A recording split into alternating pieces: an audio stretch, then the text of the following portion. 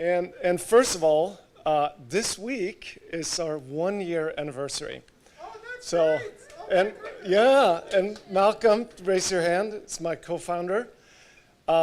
So we started off with, and actually our last company is just one block down from here, Orbital Insight, and we worked in the geospatial analytics space. We dealt with satellite imagery, computer vision, IoT data, and we started with an idea around supply chain traceability using IoT devices. And before we even incorporated, we interviewed 30 to 40 executives from Fortune 2000 or Global 2000 companies, mid-sized companies, smaller startups.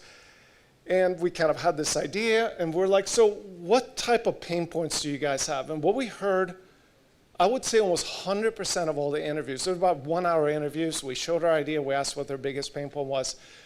And we constantly heard how difficult it is to find companies to do business with. And whether you are on the procurement side, you're looking for alternative suppliers, you're looking for new customers on the B2B side in particular, analyzing new markets, finding or tracking or monitoring your competitors. So we literally, a year from now, decided, well, that's what we should focus on, because everyone is telling us, that's their pain point. And I love this slide from what you showed, right? It's Google, it's Excel spreadsheet, it's emailing, hiring consultants over and over again, right? So, so what our customers now, so we are now, so as I mentioned, 1 year into it, and I had to ask Malcolm, how many customers do we have now?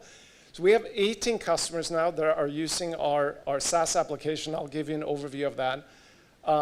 We're up to 360 in ARR, and we're still bootstrapped. 25K, yeah, and the rest is actually from our customers, which is really exciting.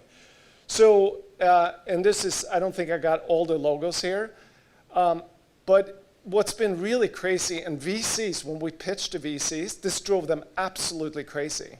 They were like, are you insane? We want one vertical, one use case, and super, super narrow. This fits none of our models. But what all these companies have in common is they're struggling with searching and analyzing companies around the world, right? So there's nearshoring, which we talked about earlier, is B2B sales. How do I find companies that have this specific capability that matches this device or service that we have?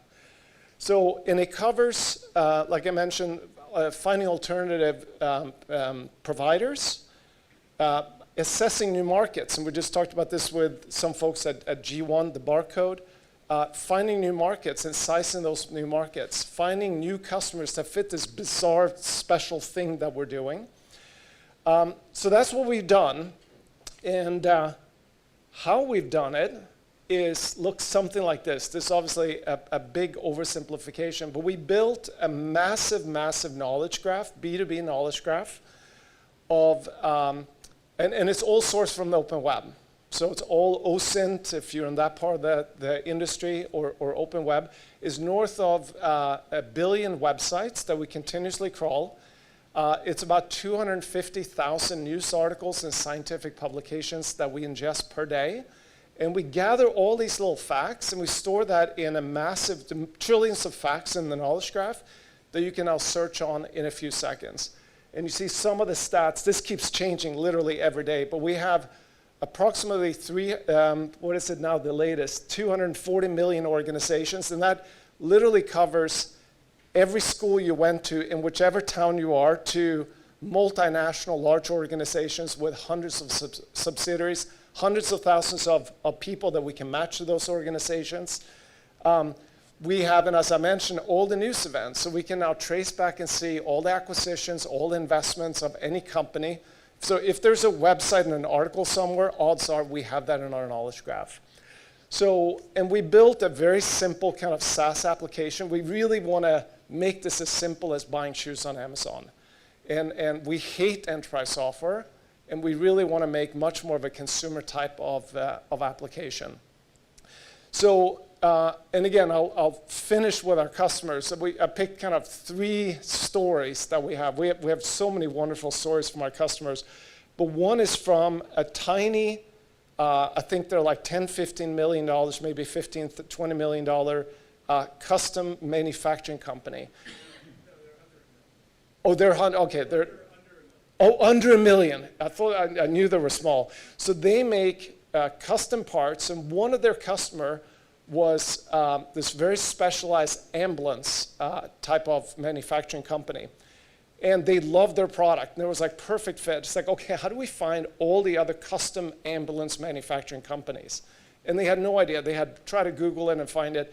In less than an hour, we found 100 of them in the US that they now can go and sell to. So that's on the business development sales side. Another customer, one of the logos was up there. The first thing they did, and they're in the CPG business. They sell baby products.